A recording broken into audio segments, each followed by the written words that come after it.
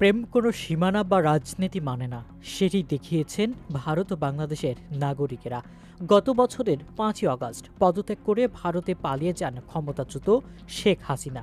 এরপর থেকেই বাংলাদেশ ভারত সম্পর্ক শীতল হতে শুরু করে। তবে এই উত্তেজনার পরও দুই দেশের নাগরিকদের মধ্যে বিয়ের সংখ্যা বেড়েছে। ২০২৪ সালে বাংলাদেশি ও ভারতীয়দের মধ্যে বিয়ের পরিমাণ আগের বছরের তুলনায় দ্বিগুণ হয়েছে। ভারতীয় সংবাদ মাধ্যম টাইমস অফ ইন্ডিয়ার এক প্রতিবেদনে এমন চাঞ্চল্যকর তথ্য জানিয়েছে। ২০১৯ সাল থেকে এখন পর্যন্ত গত ৫ বছরে ৪৮৬ বাংলাদেশি পশ্চিমবঙ্গের ভারতীয়দের বিয়ে করার আবেদন করেন।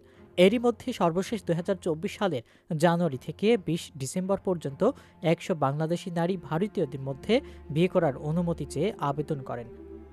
একই সময় ১১ বাংলাদেশি পুরুষ ভারতীয় নারীকে বিয়ের আবেদন করেন। সংবাদ মাধ্যমটি জানায়, গত ৫ বছরের মধ্যে ২০২৪ সালেই বাংলাদেশি ভারতীয়দের মধ্যে সবচেয়ে বেশি বিয়ের নিবন্ধন হয়। তবে সেসব বাংলাদেশি ভারতীয়দের বিয়ে করছেন, তাদের মধ্যে কতজন ভারতে বসবাস করবেন তা এখনই জানা যায়নি।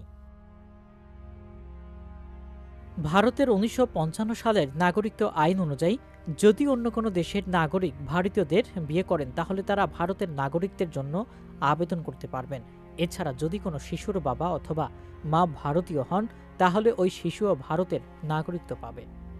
গত ৫ বছরে পশ্চিমবঙ্গে ৪১০ জন বাংলাদেশি নারী ভারতীয় পুরুষকে বিয়ে করেছেন। অন্যদিকে ৭৬ জন বাংলাদেশি পুরুষ ভারতীয় নারীকে বিয়ে করেছেন। পশ্চিমবঙ্গের উচ্চপদস্থ কর্মকর্তারা বাংলাদেশ থেকে বিয়ের আবেদন হঠাৎ বৃদ্ধির দুটি কারণ উল্লেখ করেছেন। প্রথমত, এই ধরনের বিয়েতে ভারতীয় নাগরিকদের জন্য আবেদন করা সহজ হয়।